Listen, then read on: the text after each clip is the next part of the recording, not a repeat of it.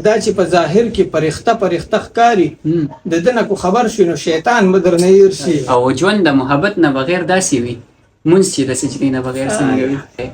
کور کې چې دا کم سړی د ښځې نه یېرېږي دا سړی تکړه وي بیا مولات جومات او غله ولې نور ځایونه نه وو د لوټلو چې لاس ته اخر واچولو غلا ته د جومات.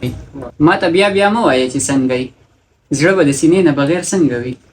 خلکو په لیلا او په مجنون غزلې وویلې خو ما د بیدارۍ او د بدلون غزلې وویلې. او دا ځینې ډمان داسې د الله خبرې کوي چې والله چې ډمان داسې د الله خبرې کوي چې والله چې تبلیغیان او ملیان به درنه هېر شي. بسم الله الرحمن الرحیم. ګرانو ملګرو منصور غفاري یم.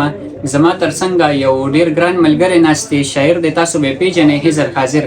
زمونږ اپس ته راغلی دی په راتلو ورته هرکلې په هیرالې ویم او د دې نه به شعرونه هم واورو نو ویډیو را سره تر هیره پورې وګورئ. حضر بھائی یو غزل به راته وایي.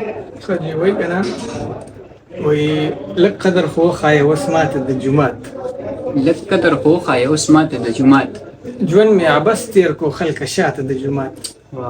لږ قدر خو وښایه اوس ماته د جومات ژوند مې عبس تېر کو خلکه شاته د جومات او ځواني یې په نشو او تماشو کې کړله تېره ځواني یې په نشو او تماشو کې کړله تېره چابي اوس حواله کوي دې بوډا ته د جومات. ځواني په نشو او تماشو کې کړله تېره چابي اوس حواله کوي دې بوډا ته د جومات او کور کې چې دا کوم سړی د ښځې نه یېرېږي دا سړی تکړه وي بیا مولا ته د جومات. ډېر ښه ده بیا ووایه. کور کې چې دا کوم سړی د ښځې نه یېرېږي دا سړی تکړه وي بیا مولا ته د جومات او غله ولې نور ځایونه نه وو د لوټلو چې لاس ته اخر واچولو غلا ته د جومات. غله ولې نور ځایونه نه وو د لوټلو چې لاس ته اخر واچولو غلا ته د جومات او خاضر نور خلار شه د رباب او د منګي عمر باقي ورکه په اروا ته د جومات. ډېر ښه. حضر بھائی تاسو ته د ډالۍ وي که نه چې حج به د کعبې نه بغیر څنګه وي ژوند به د بیبي نه بغیر څنګه وي.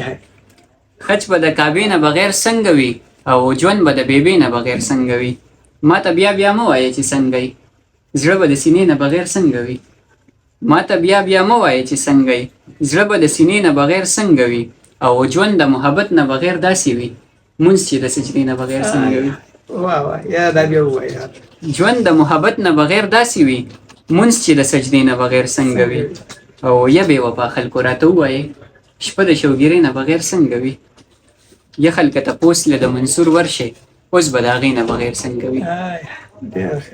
ډېره مننه.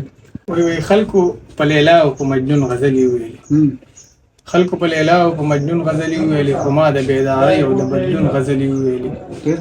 کیدای شي چې فرعون زما د مرګ حکم جاري کړي نن مې د موسی او د هارون غزلې وویلې او تا د لواتت په شیرداد واغستو ما وانغست ما د پاکې مینې د جنون غزلې وویلې.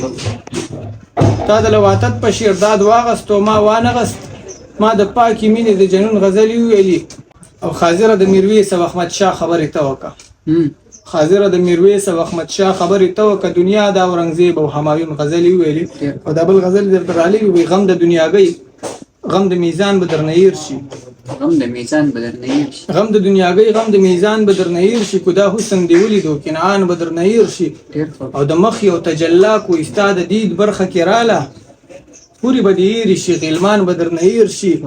او دا ځینې ډمان داسې د الله خبرې کوي چې والله چې تبلیغیان او ملیان به درنه هېر شي.